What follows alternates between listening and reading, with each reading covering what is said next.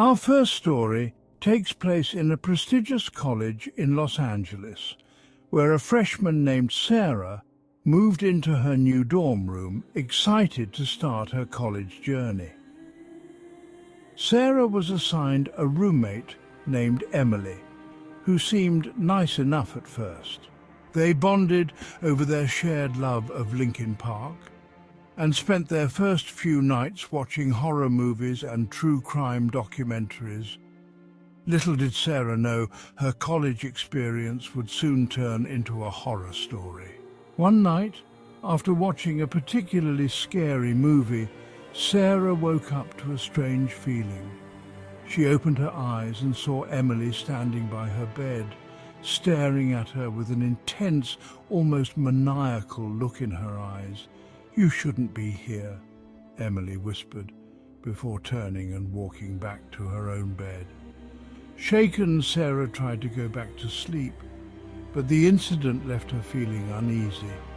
The next morning she confronted Emily about it, but Emily denied everything, claiming she must have been sleepwalking.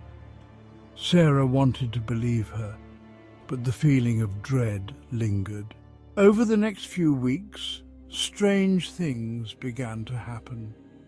Sarah would wake up to find her belongings moved, and she started receiving disturbing notes under her door. The notes contained chilling messages like, "You're not safe here," and "Leave while you still can." Sarah reported the incidents to the dorm advisor, but there was no evidence to support her claims. One night, Sarah was studying alone in the common room when she heard a whisper behind her.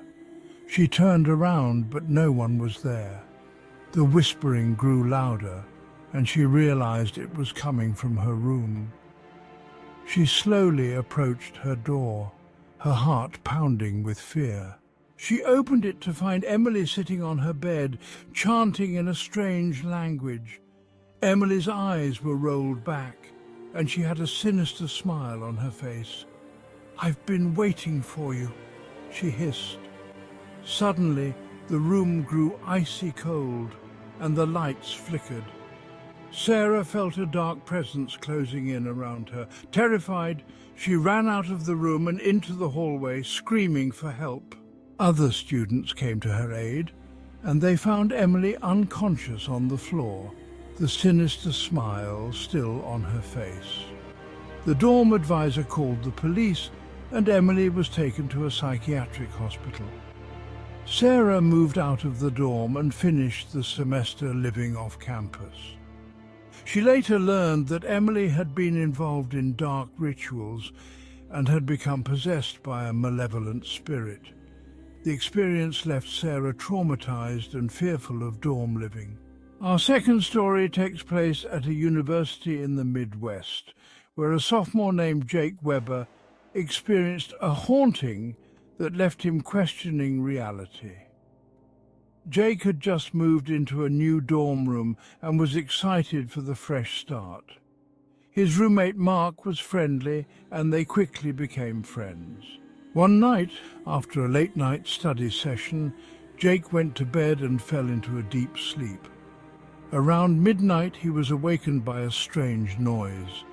He opened his eyes and saw Mark standing at the foot of his bed, staring at him with a blank expression. "Jake, you need to leave," Mark whispered, before vanishing into thin air. Jake sat up, his heart racing. He tried to convince himself it was just a dream, but the feeling of unease lingered. The next morning, he asked Mark about it, but Mark insisted he had been asleep the whole time. Over the next few weeks, Jake experienced more strange occurrences. He would hear whispers in the middle of the night and see shadowy figures moving around the room. Objects would move on their own, and he often felt a cold presence nearby. He confided in Mark, but Mark seemed unfazed and told Jake he was imagining things. One evening, Jake decided to investigate the history of their dorm room. He discovered that a student named Mark had lived in the room years ago and had mysteriously disappeared. The student's body was never found, and the case remained unsolved. The dorm had a reputation for being haunted, with previous residents reporting similar experiences. Jake was determined to uncover the truth.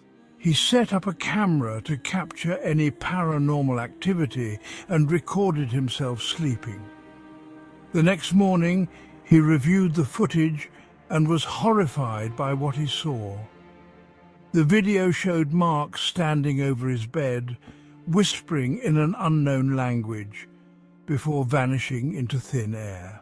Terrified, Jake confronted Mark, demanding to know who he really was. Mark's expression turned sinister, and he admitted he was the spirit of the student who had disappeared. "You're not supposed to be here," Mark hissed. "This is my room." Jake fled the dorm and reported the haunting to the university administration. They conducted an investigation and found evidence of paranormal activity, confirming Jake's story. The dorm room was sealed off, and Jake was relocated to another building. Jake's fear intensified, and he sought help from a paranormal investigator named Rachel, who specialized in haunted locations. Rachel conducted a thorough investigation of Jake's new dorm room and discovered a lingering malevolent spirit. She performed a cleansing ritual, but the spirit's presence remained. Rachel advised Jake to keep a detailed journal of his experiences and to use protective charms and rituals to ward off the spirit. Despite these efforts, the haunting continued. Jake's mental health began to deteriorate, and he struggled to focus on his studies. Desperate for answers, Jake visited a local medium who conducted a séance to communicate with the spirit. During the séance, the medium revealed that the spirit was indeed the ghost of the original Mark, who had been tragically murdered by a fellow student. The spirit's anger and unrest had turned it into a malevolent entity, seeking revenge on anyone who occupied the room. Jake felt a mix of sympathy and fear for the spirit. He decided to perform a ritual to help the spirit find peace.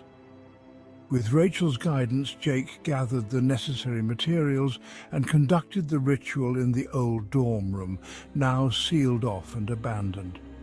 As Jake performed the ritual, he felt the temperature drop and heard faint whispers. The room filled with an oppressive energy, and the spirit of Mark appeared, his eyes filled with sorrow.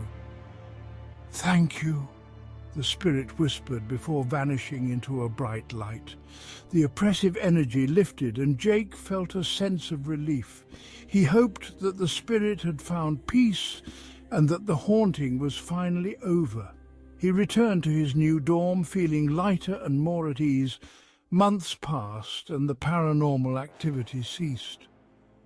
Jake's nightmares became less frequent, and he was able to focus on his studies again. Our third story takes place at a college in the Northeast, where a group of friends, including Sam and Colby, decided to use a Ouija board in their dorm room for a Halloween night thrill. They were fans of horror movies and scary stories, and they thought it would be a fun way to spend the evening. Little did they know their night of fun would turn into a nightmare. The group gathered in Sam's room, turned off the lights and lit candles to set the mood. They placed the Ouija board on the floor and began to ask questions. At first nothing happened, and they laughed it off as a silly game.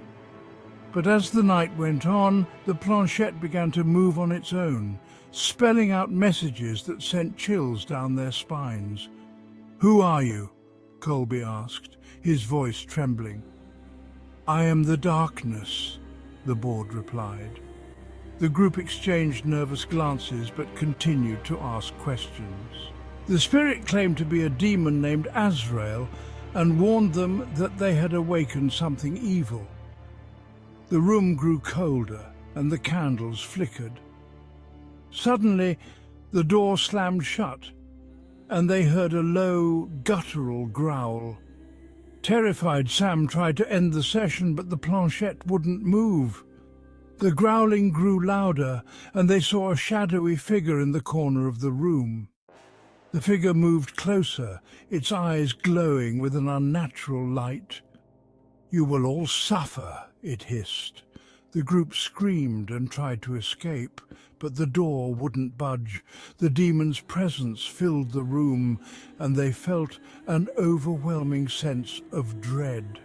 Objects began to fly around, and the walls seemed to close in. Sam felt a cold hand grip his shoulder, and he fell to the floor, paralyzed with fear. Just as they thought they would be trapped forever, the candles went out and the room was plunged into darkness. They reported the incident to the campus security, but there was no evidence of the demon's presence. The experience left them traumatized and fearful of the supernatural. They shared their story on various horror podcasts and forums, warning others about the dangers of using Ouija boards.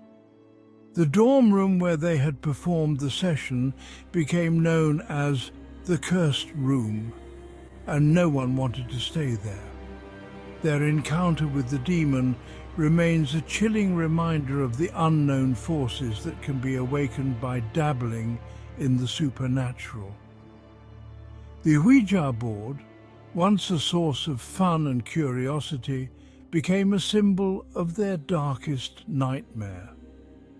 The experience serves as a warning to those who seek to explore the unknown, reminding us that sometimes the scariest stories are the ones that actually happen. Months after the incident, Sam and Colby continued to experience strange occurrences. They both had nightmares and felt an eerie presence watching them.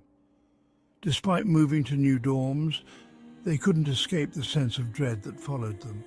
They sought help from a renowned paranormal investigator who agreed to conduct a thorough investigation of the original dorm room. The investigator discovered that the room had a history of dark rituals performed by previous occupants, which had likely opened a gateway for malevolent entities. The investigator performed an extensive cleansing ritual, hoping to banish the demon and close the gateway. The ritual involved burning sage, chanting protective spells, and placing protective symbols around the room. The air grew tense, and the group felt an oppressive energy fighting against the cleansing. As the ritual reached its climax, the demon appeared one last time, its form more terrifying than before. "You cannot banish me!" it roared, its voice echoing through the room. The investigator stood firm, continuing the chants and wielding a talisman. The demon's form began to waver, and with a final, ear-piercing scream, it vanished into a burst of light. The oppressive energy lifted and the room felt lighter. As the ritual reached its climax, the demon appeared one last time, its form more terrifying than before. "You cannot banish me!" it roared, its voice echoing through the room. The investigator stood firm, continuing the chants and wielding a talisman. The demon's form began to waver, and with a final, ear-piercing scream, it vanished into a burst of light. The oppressive energy lifted and the room felt lighter. The investigator assured Sam and Colby that the demon had been banished, but warned them to stay vigilant and avoid dabbling in the supernatural. Sam and Colby shared their harrowing experience on their YouTube channel, gaining a massive following and sparking widespread discussions about the dangers of Ouija boards and dark rituals. Their story served as a chilling reminder of the unknown forces that can be unleashed by curiosity and a desire for thrill.